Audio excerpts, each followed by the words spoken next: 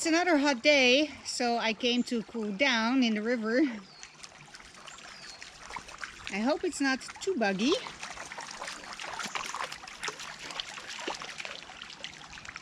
I wanted to continue on my reading of the manual for teachers.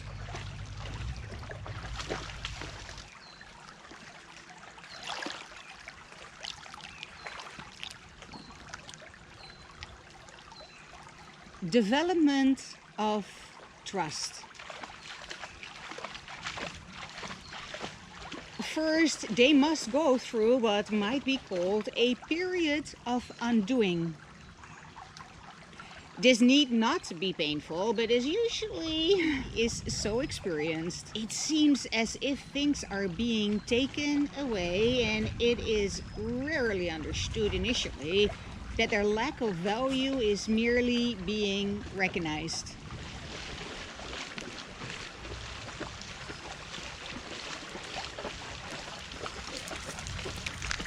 How can lack of value be perceived unless the perceiver is in a position where he must see things in a different light?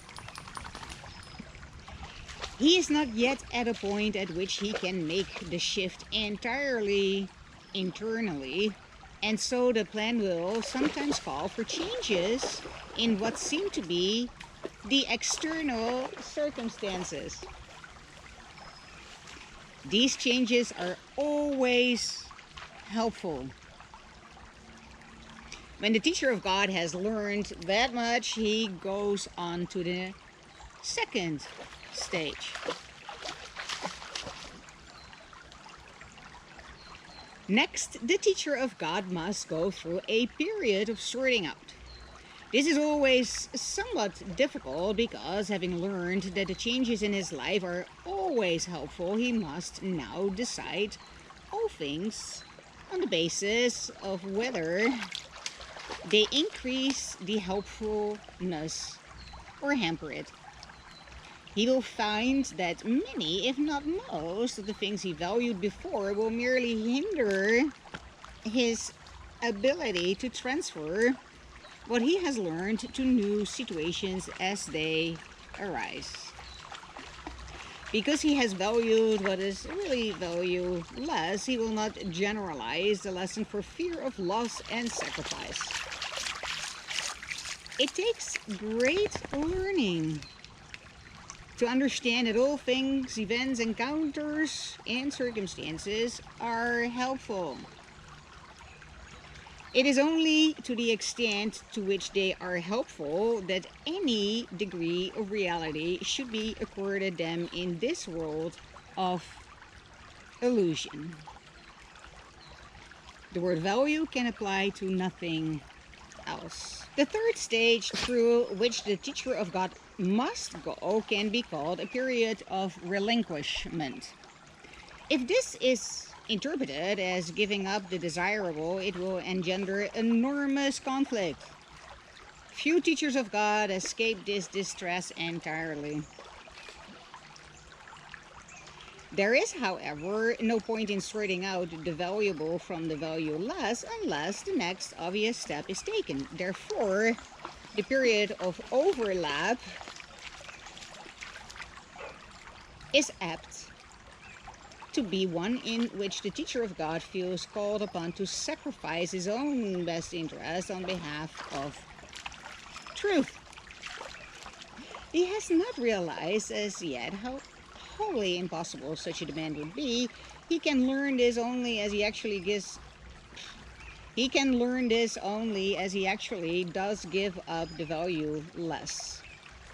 Through this, he learns that where he anticipated grief, he finds a happy lightheartedness instead. Where he thought something was asked of him, he finds a gift bestowed on him. Now comes a period of settling down. This is a quiet time in which the teacher of God rests a while in reasonable peace. Lovely. Now he consolidates his learning. now he begins to see the transfer value of what he has learned. Its potential is literally staggering, and the teacher of God is now at the point in his progress at which he sees in it his whole way out. Give up what you do not want and keep what you do. Seems like reasonable advice. How simple is the obvious? Exactly. And how easy to do.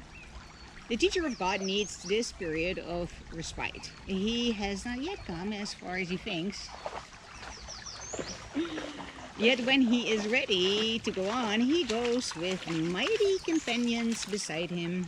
Now he rests a while and gathers them before going on. Hello, mighty companion.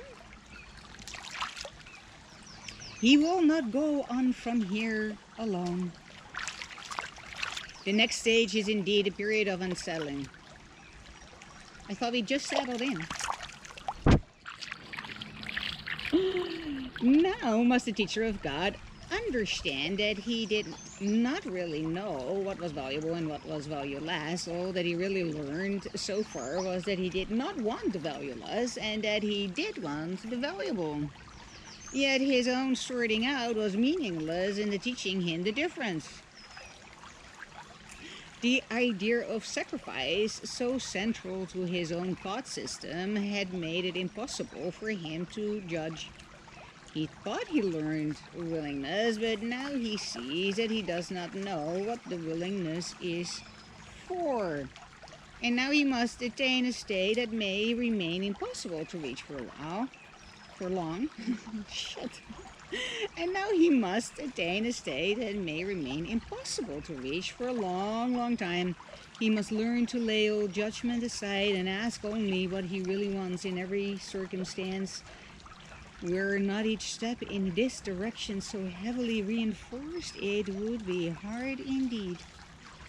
And finally, there is a period of achievement. I can't wait. It is here that learning is consolidated. Now that was seen as merely shadows before becomes solid gains to be counted on in all emergencies, as well as tranquil times. Indeed, the tranquility is their result, the outcome of honest learning, consistency of thought, and full transfer. This is the stage of real peace, for here is heaven's state fully reflected. From here, the way to heaven is open and easy. In fact, it is here. Who would go anywhere if peace of mind is already complete? And who would seek to change tranquility for something more desirable? What could be more desirable than this? Everything is okay in the end, and if it is not okay, it's not the end. John Lennon. Words I live by. So these for me are more cycles, and I went through such a cycle not that long ago. Let me get a bottle of ink again.